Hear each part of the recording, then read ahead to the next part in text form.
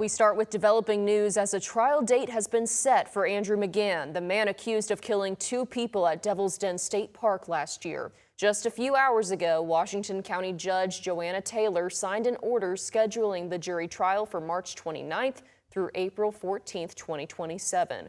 Prosecutors are seeking the death penalty in the case, but McGann has pleaded not guilty. Meanwhile, right now in Pine Bluff, 2 big meetings are taking place, one focused on safety, the other focused on the future. Good evening and thank you for joining us tonight. I'm Brooke Buckner. Let's start with City Council. They're gathered tonight to vote on an ordinance that could give the Parks and Rec Department control of the Aquatic Center. This comes just a few weeks after a woman died there. Mayor Vivian Flowers announced the ordinance last week in a press conference where she added she's focused on accountability and transparency. That vote should take place shortly, and we'll have the outcome for you later tonight. Parents, educators, and community members are also gathered in Pine Bluff to discuss the future of the city's public schools. The event, organized by Public School Strong, is part of what organizers describe as a push for change in the Pine Bluff School District. THV 11's Maya Ellison breaks down the group's message and what they hope to accomplish.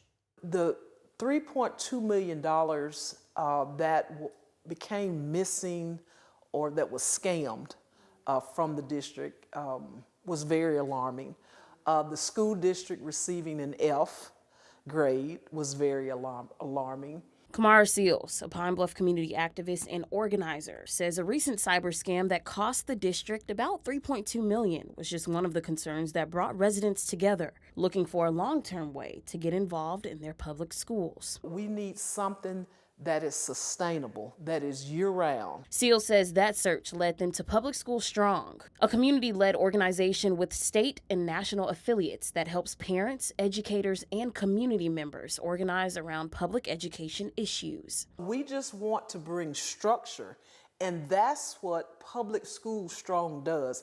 It literally supports the issues in public education. Tuesday's meeting marks the group's first public introduction in Pine Bluff. Organizers say 2 education advocates from the Little Rock chapter will explain how the organization works and how community members can get involved. We want people to walk away feeling empowered, feeling like they have a voice in this education system. Seal says there is no cost to join and that the group is open to anyone who wants to support public education, with local and school board leaders invited. She says this is just the beginning of an ongoing effort to keep the community engaged in education year-round. Everybody has a role, and so we're trying to find our role. This, we believe, will be a good avenue in which we can organize. For THV 11 News, I'm Maya Ellison. Thank you, Maya. Like we said, that meeting is underway right now. We will continue to follow it and bring you the latest. Let's turn our attention to the weather now after a crazy past 24 hours. Last night at 6, we showed you all the storm damage and flooding taking place across the metro. While we haven't seen that tonight, some areas have seen some downpours. Meteorologist Nathan Scott is joining me now. Depending on where you are tonight, some people got a really good soaking, Nathan.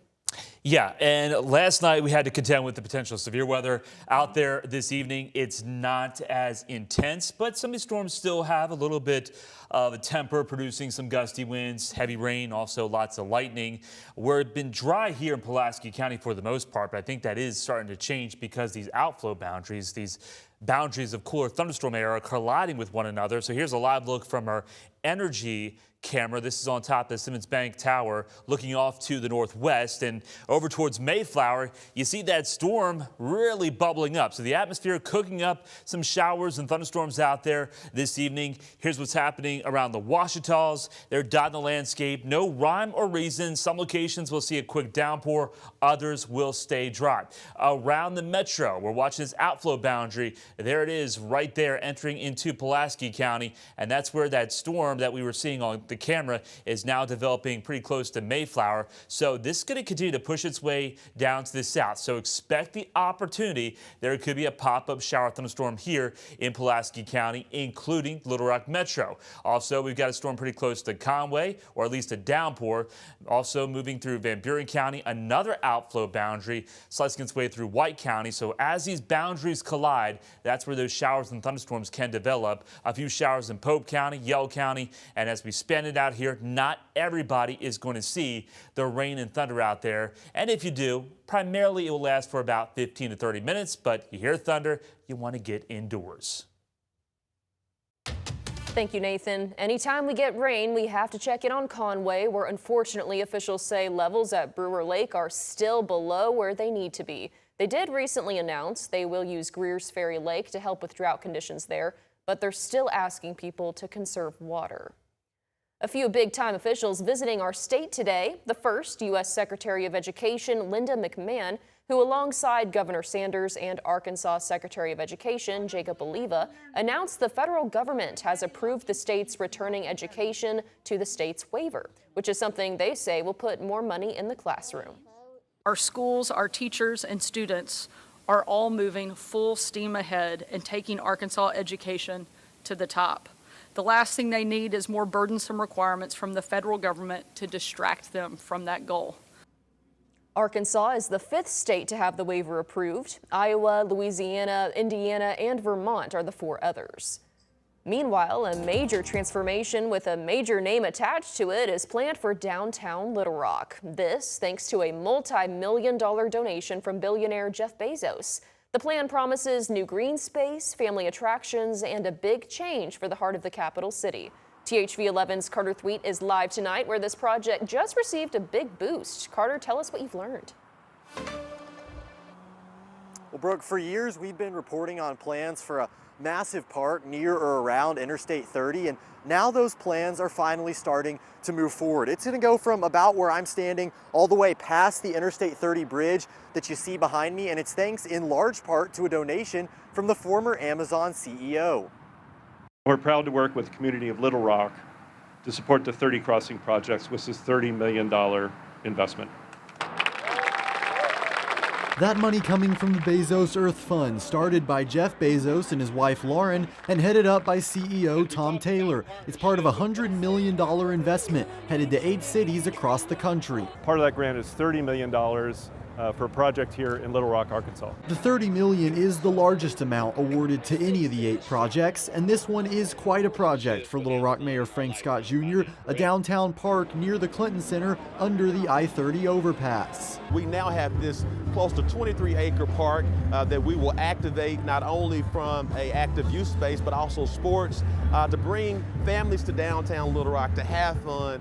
No matter where you live in the city, you'll be able to come to this park. Renderings show those sports areas as well as playgrounds, rock climbing features, and several nature spaces. Taylor says the large donation wasn't just about the project, but the city's readiness. The most important thing we found is, do you already have a plan in place? Does the community have a plan in place that's credible?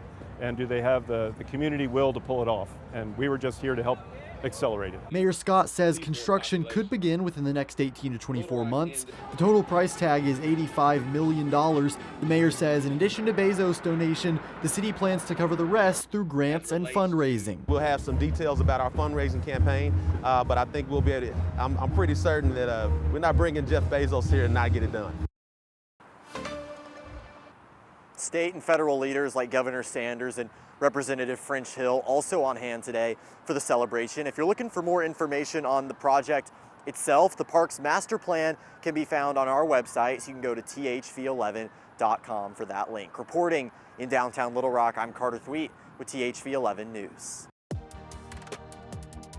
Carter, thank you. Some Arkansas Medicaid recipients could soon see changes to their health coverage. Starting next year, Centene Corporation, the parent company of several Arkansas health insurance plans, will no longer participate in the state's Medicaid expansion program. DHS says the more than 211,000 people enrolled in Our Home will be moved to other eligible plans. Health officials here in Arkansas are investigating several cases of a parasitic infection linked to contaminated food and water. The illness, called cyclosporiasis, is also showing up in a growing number of cases across the country. Health leaders say the Arkansas cases remain under investigation as doctors nationwide report a spike in infections. Doctors say symptoms can be severe, similar to a stomach bug, but potentially longer lasting. They urge people to take precautions, including thoroughly washing fruits and vegetables and washing your hands. So, washing your fruits and vegetables before you eat them is recommended. But also, it's important to wash your hands too. There may be times when you may go to the restroom. Properly hand washing can reduce your risk of, being infected with this condition. Dr. Austin Porter says if you think you may have the infection, contact your primary care physician or another healthcare professional right away. Tamara Knight will have more on that tonight at 10. But still to come here at 6, it's Minority Mental Health Awareness Month, and local professionals say more people are starting to break generational barriers to care. We take a closer look after the break. And with some showers and thunderstorms out there, we'll get more into those storms affecting folks in southeast Arkansas. But here's what you can expect tomorrow. The rain chances lower, temperatures just a little bit higher, topping out into the low to mid 90s. And get ready, it's going to get even hotter for Thursday and Friday. I'll have those toasty numbers coming up.